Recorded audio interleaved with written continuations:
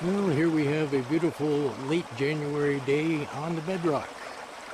I'm down here alone and just cracking and crevicing and having a good time. I've got my little buddy drop riffle sluice sitting up just perfectly and running very nicely. And when I got to the bedrock here, the first thing I did was clean out a crack. I'm going to kind of spin around here without falling into the water, I certainly hope. And what we're going to show you here is this nice long crack in the bedrock that was full of material. As you can see, I'll show you the material that is blown into the crack above it.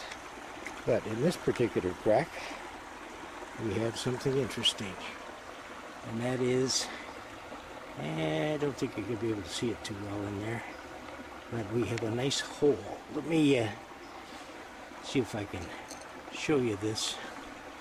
Alright, got the tip of my sucker bulb here, and as you can see, all of a sudden that sucker goes way down into the bedrock. Alright? Now that hole hopefully has not been cleaned out, and if so, I should have some very nice material in my two sucker bulbs. So we'll do that as a separate pan later on. Right now I did do some work over here, and I'm going to have to tippy-toe through the water. Let me get down here and find a spot I can cross a little bit. Alright, excuse me. Here we go. I'm just wearing regular knee-high boots, and we're getting just a little too close to the top of the boot here, with this water being a little deeper than I thought it was going to be at this time. It hasn't rained for, oh gosh, 3-4 days, and as a result I figured that the level of the creek would drop a little bit, but right now it's staying pretty good. Alright, let's see. You can see my shovel here. And I've been working behind this huge piece of bedrock right there.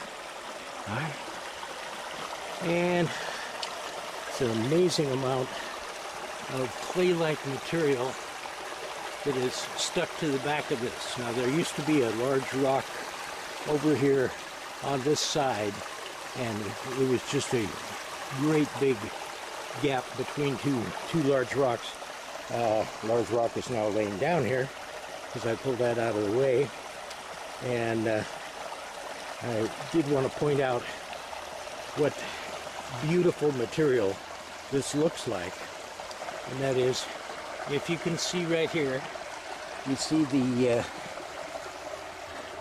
flat river rocks are all horizontal.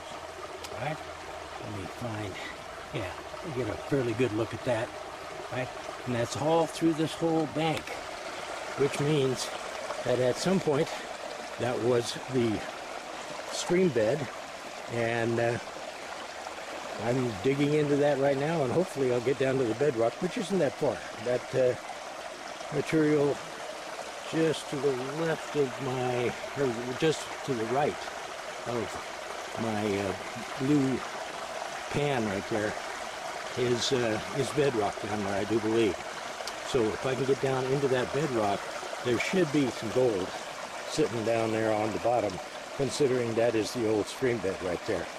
So we're going to work. It's a little more shoveling than I really wanted to be doing, but sometimes, hey, if you want to get to bedrock, you got to do some digging.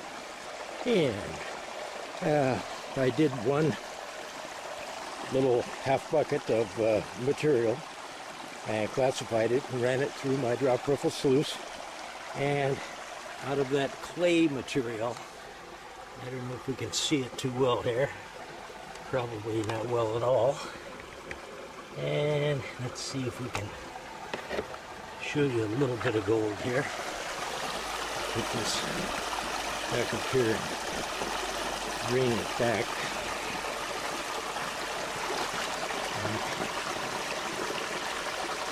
And right down in there you can see the gold showing up in the black sands. I haven't completely gotten all the black sands out of there, which I will. I'll walk that gold right out of there and snuffer it up. But it's nice to see that we have a little bit of gold showing up in the first pan. All right. So I'll get back to it. There's a lot more shoveling to do, and we'll see what we can come up with gold-wise.